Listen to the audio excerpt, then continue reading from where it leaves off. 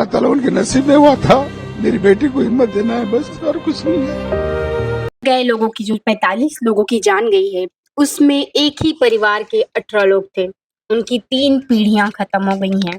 जी हाँ, जिसमें उनके अब्बा अम्मी, उनकी साले, उनकी सालियां, उनके बच्चे, 18 लोगों की जान एक साथ चली गई है। उस परिवार पर क्या बीत रहा होगा, आइए सुनते हैं।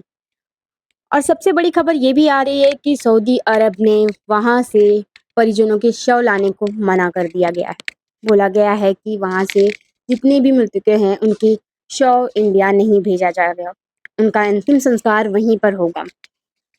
हाँ, यहाँ तक कि सऊदी अरब ने हमारी गवर्नमेंट से बात करके हर घर से, मतलब जिसके फैमिली में ऐसा हुआ है, जिसके लोग हैं वहाँ पे, उसमें से 2-2 लोगों को इजाज़त दी है कि वो सऊदी अरब आकर पूरा अपने धार्मिक तौर पर अंतिम संस्कार कर सकते हैं।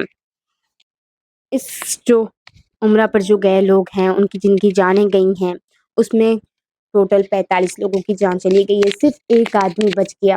ये रात का वाकया हुआ 1:30 बजे का, जिसमें बाकी लोग सो रहे थे।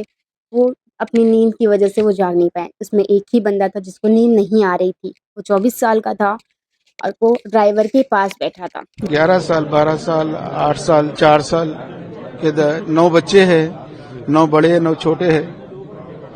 ऐसा हो गया। रात में हुआ ये 2 बजे रात। यहाँ से गए सो इतवार को गए। डिमांड तो हमको कुछ नहीं चाहिए सर। हम जाना चाह रहे हैं, वहाँ पर जाके मौत मटी क्या है देख के आएंगे। अगर हो गया तो कब्रिस्तान पे दुआ करके आएंगे।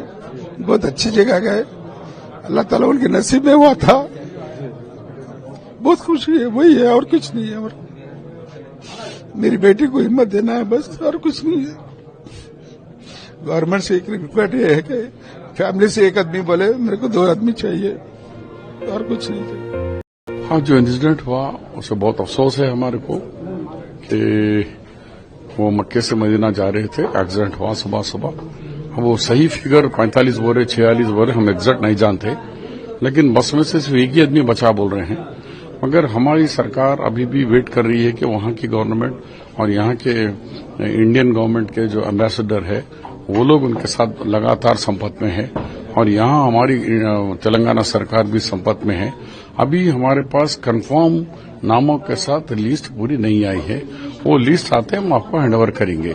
अब रहा वो ये प्रिलिमिनरी ये है कि डेड बॉडीज पूरे जल गए हैं। इंतकाल जो हुआ था उसको पहचानना और उसका नो ऑब्जेक्शन देना, डीएनए देखना, कैसे कैसे प्रोसीजर से वहां की हुकूमत के क्या कानून है, हमारी हुकूमत के कानून, ये एम्बेसडर डॉक्टर सोहेल से भी बात हुई है, उस पर हम देख रहे हैं। बहुत अफसोस है, एक घर के 18 लोग गए हैं, पूरी फैमिली गई है।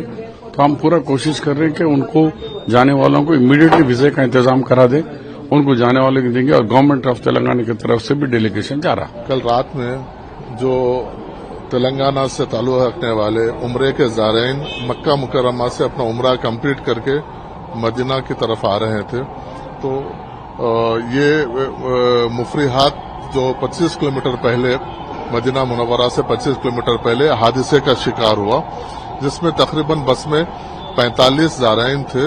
वो एक ऑयल टैंकर को जाके टकराने से हादसे का शिकार हुआ, जिसकी वजह से तकरीबन अब तक के इत्तलात के मुताबिक 42 लोगों का उसमें इंतकाल होने की, शहीद होने की इत्तलात है, जिसमें एक बच्चा जख्मी है और उनका इलाज उनका चल रहा है दवाखाने में।